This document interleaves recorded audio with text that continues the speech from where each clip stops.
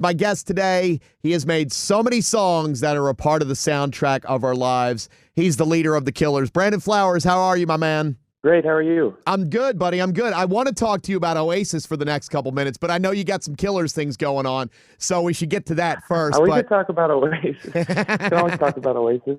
All right, I'll save that for a little later on, but you guys got a couple things. We need to get to some business first. Thanks for taking the time today, dude.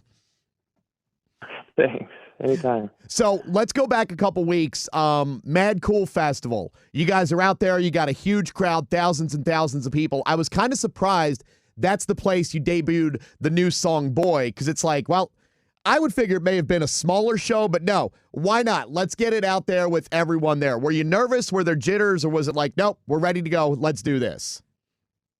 You know, the feelings sort of harken back to our early days and those jitters that that we might have had definitely came roaring back. It just, I don't know, we were excited. We always have great shows in Spain, and we had this song that we knew was about to be released, and it was finished, and we knew it, and we just said, why not? And it ended up being kind of something I'll never forget. You know, it was to debut a song like that. It was fun. It's pretty cool too, Brandon, that you guys do the song and then within 5 minutes it goes worldwide.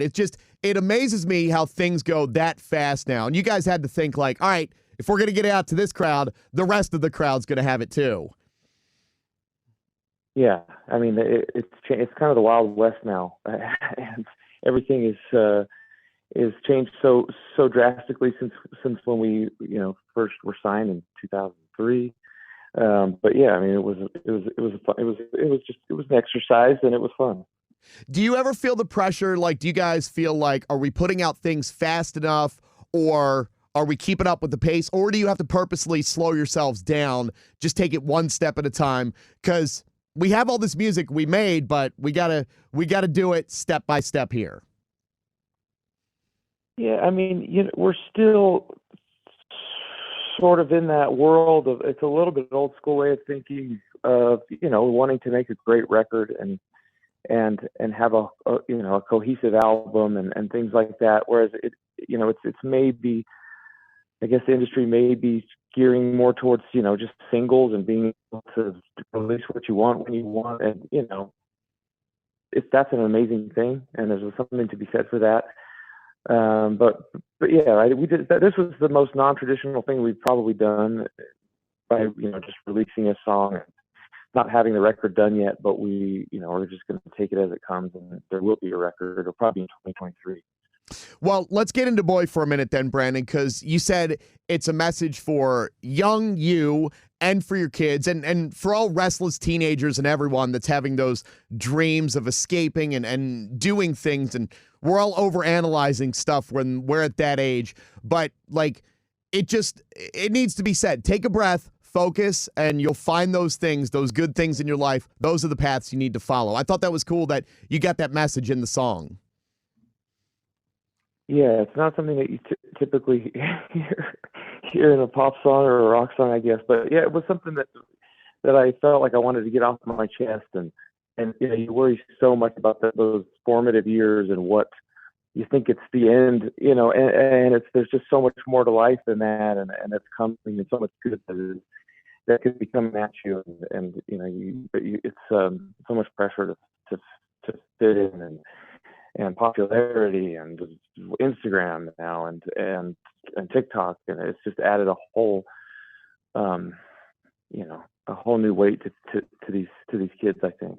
100%. What was 16-year-old Brandon Flowers doing? Like, do you remember being a starry-eyed young buck at that time? What your dreams were then?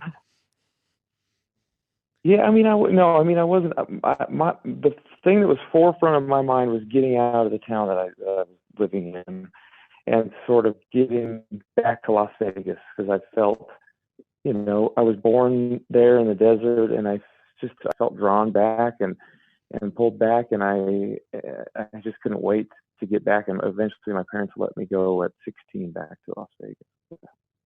Do you see that too with your sons now, Brandon? I mean, obviously things are a little different with dad and his job, and they get to experience some different stuff, but are they having those dreams too of, like, you're starting to see, oh, they might be doing this and going this way in their life? Little bits and pieces. I got my three boys are 15, 13, and 11, and so not too much. They're not too anxious to get out yet. They're not. See, they've got a nice routine going with us. Now you said also with Boy that there would be some other songs throughout the rest of this year. Any like I don't want to get into numbers because it might change, but do you guys have a general idea of things? Like maybe it's going to be a couple or something. Oh yeah, I think there'll be. I would. Let's see where I was. I mean, I would hope that we have a couple more singles out by the end of the year, and then release a record in early 2023. Wow, that's big news for all of us to look forward to then for sure.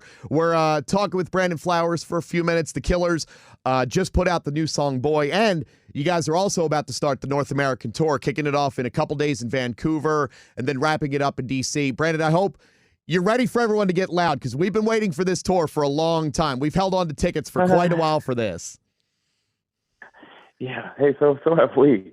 So it's been not lost on us. Just how people feel pent up and want to get out and see a concert or whatever it is. And we've done about 40 now, and it's just been a wonderful being back out there. Well, we're going to have to make sure here in America to show Europe what's up. I know those crowds were good, but we'll have to take it to the next level for you guys for sure. I'm down. All right. I'm ready for it. This is the first time I've ever asked anyone in an interview about Architectural Digest. Your house, Brandon, I noticed in your music room, you had that carpet from Caesars in there. I thought that was really cool. Like, do you look down when you're playing the piano or working on a guitar riff or something and hey, there's the inspiration. I remember this carpet from being there so much and the lights and everything there. Like, does that help you out when you just look down? Yeah, it's just a little tip of the hat to where I'm from, and Caesar's Palace was real generous and was able to find me a few roles for the house.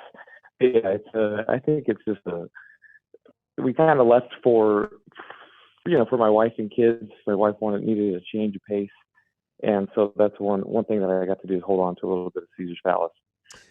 I thought that was a cool touch for your house. All right, now before I let you go, I will ask you about Oasis. You said you were thinking when you were a kid about getting a tattoo. Do you remember what the design might have been? Did you have any ideas for that? Because they're one of my favorite bands too. It would have just been the logo. Yeah, it wasn't. I was definitely Team Oasis, and I was just happy with I'm thankful that I didn't do it now. I have no tattoos, but I definitely came close. I've always thought if I was going to do it, I wanted to have "Please don't put your life in the hand of a rock and roll band." It's just such a great line, you know.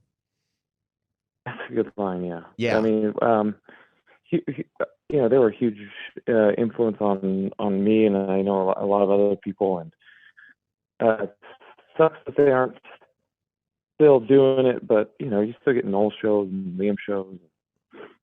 Yeah, we're still getting to see them, and they're still playing plenty of the songs, so maybe one day it'll happen. Well, Brandon, we got the new Killer song, Boy. We're playing it all over the place. The tour's about to start. Everyone can go on Ticketmaster. You know how to get tickets for the show, so make sure you're there. We got to show Europe what's up and support the Killers even better than they did on the other side of the world. Brandon, thank you for the time today, man. I really appreciate it. Oh, thank you.